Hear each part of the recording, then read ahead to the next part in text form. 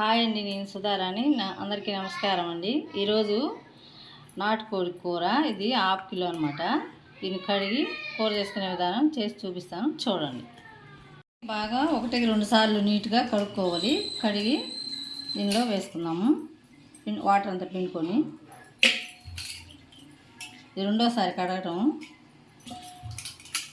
నాటుకోడి కూర ఇది ½ కిలో అనమాట.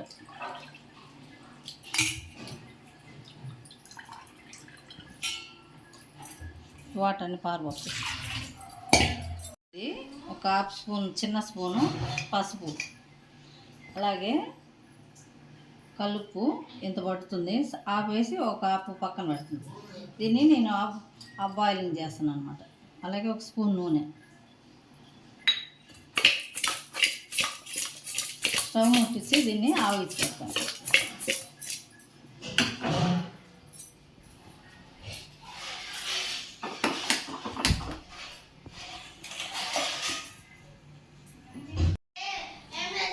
మీడియం మంట మీద పెట్టి కొంచెంసేపు ఆవిచ్చి పెడదాం.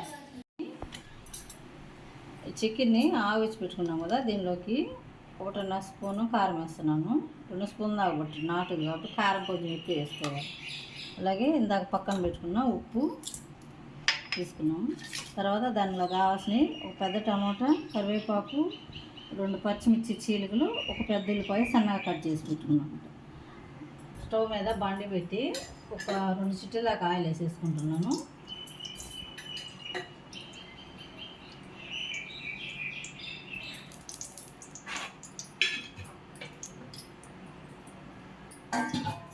ఆయిల్ వేడెక్కింది.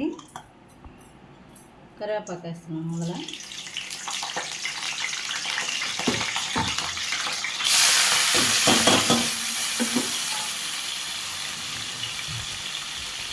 ఇది కొంచెం మగ్గేదాకా వాడుతున్నాం.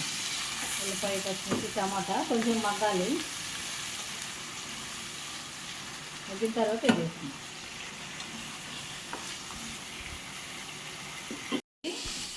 దీనిలో ఈ చికెన్ వేస్తున్నాము.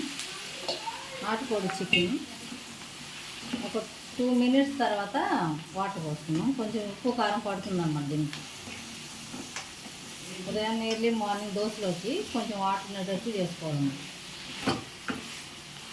మగ్గిన తర్వాత 2 గ్లాసుల వాటర్ పోసుకొని మూత పెట్టుకున్నాం.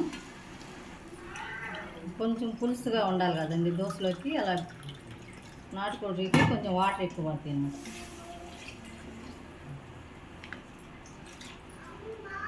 మూత పెట్టుకొని ఉడికించుకొని మసాలా రెడీ చేసుకున్నాం. లవంగాలు, గసగసాలు వేయించి పొడి చేసుకున్న మిశ్రమం ఇది. ఒక 2 స్పూన్స్ తీసుకుంటున్నాను.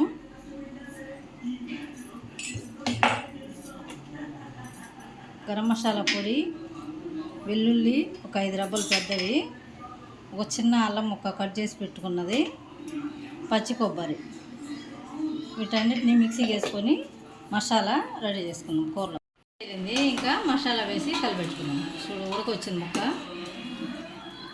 ఓకే, కూర ఉడికింది ఆల్రెడీ. మసాలా వేసుకుందాం.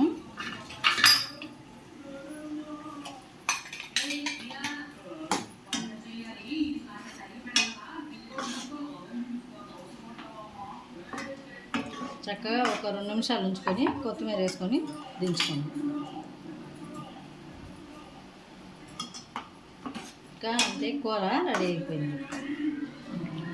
ఒక 2 మినిట్స్ ఉంచుకుందాం మసాలా వేసిన తర్వాత.